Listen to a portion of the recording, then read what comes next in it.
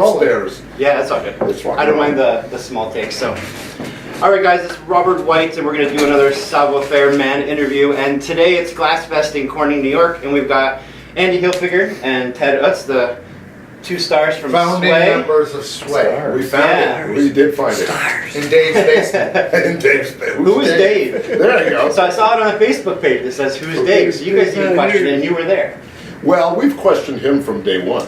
Okay. Dave is out in Northern California, but he used to live on my block, Okay. and Ted lived around the corner. Where's your block? Down In there. Westchester. Westchester. Okay, sweet. Mamaroneck, New York. Okay. Small part of. Is it small? Yeah, it's only a couple million people. Oh, what? Yeah, like is it? Our is it town? Is it kind of upstate, but like the city upstate? Yeah, the burbs. it's on the Long Island Sound, which is Okay. We look across to Long Island. We look across to all the traffic. Okay, makes sense. Yeah. so- Very cool. So so go ahead. Who's Dave? well, we just explained who Dave was. Okay, so he was a friend of yours. He's on a the friend of street. ours, but He was our friend, and we met through him, and then Dave moved, but Yeah. we're always in touch. We with threw him out of the band. He was really sad and had to move. Okay. So let's start with. He actually played on a couple rhythm tracks on our Sway EP debut. So Nice. we got him in there. Very cool. But anyway, So we're gonna dig back. So in 2011, the band started, right? Was that the right year? Maybe officially, probably a little Maybe before. officially. A little Okay. before, yeah. And how did you get the whole thing started? Like got together? through Dave. Just Dave. So Well- We used to go to Dave's on Sundays and play acoustics and sit around where most people were watching And football. Tuesdays and Okay. Thursdays and Saturdays. Oh, well, What do we have to lose? a little jam fest together. Then it started that way. we just started jamming in the basement, and different people would come over, and finally we weeded the whole thing out and put a band together. And we've been transferring in and out lead players, and also we've had special guests. Of course, Joe Bouchard, Dennis Dunaway from Alice Cooper, Richie Any Reno from other bass Stars. player they find, Mhm. they bring him in, and I gotta Billy like Billy over there, sitting over there. Yeah, we've got a couple guys behind the scenes here too from the band too. So that's cool. Hey guys. So let's talk about music. Andy, we'll start with you. What was like your earliest memory of music? When did you pick up the guitar? How did that all happen? Well, that's funny because Yeah. Billy's here in the audience, backstage. Okay. We have at least 3 people watching. Well, I'm from a family of 9 kids, so we had 5 bedrooms and 9 kids. So in each bedroom, there was different kind of music playing. Okay. You know, Tommy would play Traffic and Blind Faith and Hendrix in the real 60s. And Bobby and Billy were, and Tommy in the Stones. So actually, the thread through the whole thing was the Rolling Stones. 'Cause even though my sister played Head East and Fleetwood Mac and Boz Scaggs, they'd throw a Stones album in once. I in a while. remember Okay. Eddie's. So- Never been any reason. So my whole life growing up was started with listening to the Rolling Stones, and my sister Susie had the big hits and High Tide Green Grass record, and it had a picture album in it of Pages, and I used to stare at that and listen. And then when I got cut from the basketball, the CYO league, Okay. I went home, felt bad, but I put that Stones album Felt on and better. I learned the whole record. Then my earliest band stuff, Mm-hmm. Billy had a band thing going on in his basement, Billy Cristofero, and I used to go down there, and he taught me Sympathy for the Devil, and Ricky Venata was our Nice. his drummer, but I'd play. And then my brother Billy came back from college and wanted to start a band, so he started Glasshead, Okay. and I started Vaudeville. Actually, Tommy put the 2 bands together, and we were dressed in like rock and roll gear, and Tommy would book us in different clubs and stuff around, and I was only 14, 15.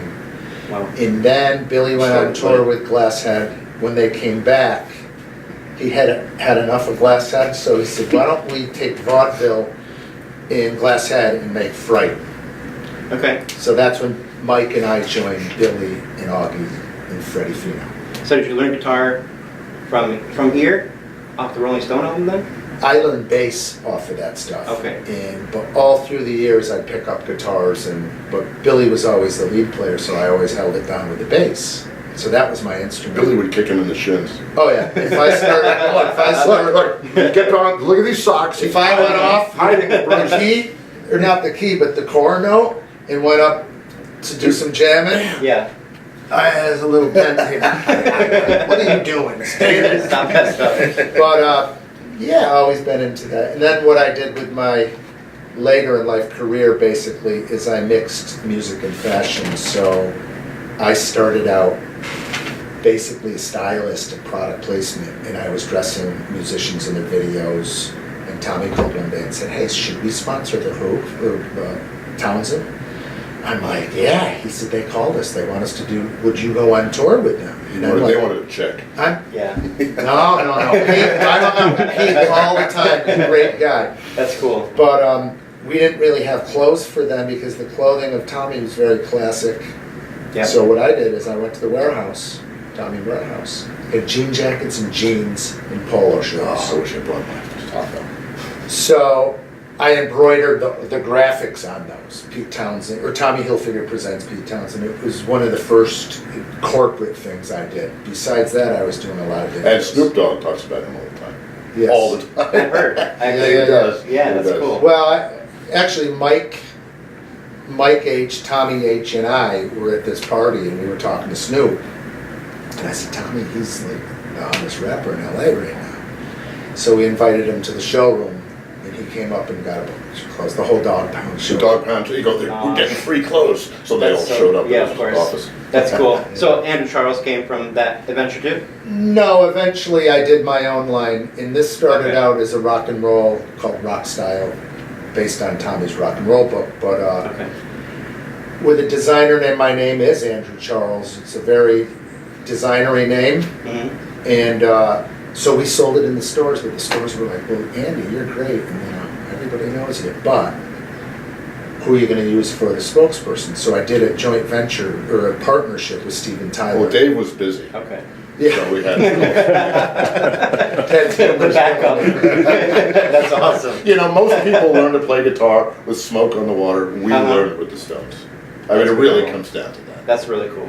Yeah, that's Yeah. really awesome. So, Ted, what's your background? Give me some. Well, it's funny. What I Singing. said actually is true. I had my first band at 12, Okay. and the Stones had just really hit. I guess Satisfaction was 1965, so by 1966, everybody was into the Stones. The Beatles, obviously, were the Beatles, but we used to do all Stone songs down in my basement. Okay. Get Off of My Cloud. Going Off My Cloud was the first song I learned, and we went from there. And then fast forward to about 10 years ago, and I meet Andy through Dave. Who's Dave? Yeah. Who's Dave? Dave's So- not here. Question of the day. Yeah, and I said, "Dude, you don't know it, but we're going to have a band, and we are going to make this thing go and go and go." And here we are 10 years later, and that's exactly what we did. And we're That's here awesome. today, and it's really Boring. that simple. And we have so much fun. But Ted, give him a 2-second about your radio career. Well, I was in radio Oh, for. I can hear the 35 voice actually. Hi. It's your radio voice, yeah. Yeah, well, you know, I started okay, so we're in upstate New York. I started 95X in Syracuse in 1978 as an independent study project at Syracuse University. Very cool. We put it on the air for $35,000, became the #1 station in Syracuse. It was great, and we went and did it in Albany and Providence, Rhode Island, and Dallas, Texas, and I ended up becoming the general manager of WAWFM in New York, WMMR in Philly, if you guys remember, were those great stations. And, you know, by 45 years old, my career was over. I go, what the heck do I do now? So, you know, we're not home. That was Dave. He was like, I saw you on Facebook Live. What's going on over there? Why am I? Is this Facebook Live? There is Facebook Live, yeah. There you Of go. course, oh geez, I got that. People keep It's up popping in in. Yeah, so I kind of gave up playing for a little while, but I went on the radio and I played music for everybody else. And then when that whole thing was over, with the digital revolution, I figured I gotta put a band together. And then, you know, Andy comes to town, and here we are. That's awesome. So, yeah, it was great. So you guys met through Dave, or you got friendship before Dave? We met through Dave. We met through Dave. Okay, cool. So where do you travel? Then he replaced Dave in my life, and I replaced Dave in his life. Dave had no place any longer and moved to San Francisco, Okay. where he belongs. It's a good place for people. Send it to the West Coast. Yeah. Yeah. I know. There's a wall around San Francisco, you know. Didn't know. Yeah. It's called the Pelosi Wall. Oh, okay. Political puns. So I saw that you guys are playing upstate New York today, but there's also New Jersey, Connecticut, the city. Yeah. Is there a Bronx show coming up? No, Brooklyn. Brooklyn. Okay. Friday So- night in Brooklyn, and we have. Are you guys mainly in the northeast of the country? Yeah. Yeah. Okay. Yeah, there's no sleep till Brooklyn. We're staying up the whole week. You guys are nonstop. I mean, I talked to Ted a week ago, and he was just like, "Yeah, we're going to be here, and then here. Then we have a show this day, and then we'll see you in Corning Well, this that's day." one of the great things about being together for 10 years. You know, we started off doing 3 or 4 gigs a year, and then it's 1 a month, and then it's 2 or 3 a month. And this summer, we're really busy, and we're having a lot of fun. That's It's awesome. great. Further travels, you can try to hit the West Coast or go south. We're going to play Dave's Basement again. Yeah, we should go play. I wouldn't Dave's, get to that show. That It sounds like a depends. place I to mean, be. I've done a few shows over the last few years in LA with some other projects, Okay. but you know, it's really great playing upstate, and the upstate is different from us because we're usually in the city and in Westchester and downstate. So this is fun. It's my hometown, my Yeah. wife is from Corning. I'm from Elmira. Cool. We're here a couple times a year. You know, we'll play today, we'll be back again in September, October, something like that. Awesome. Birthday time. Yeah, Yeah. we have fun. Thank you. All set. Good deal. All right. No problem. Good deal. Pleasure. Thanks. Nice to meet you. Round goes round. Yeah.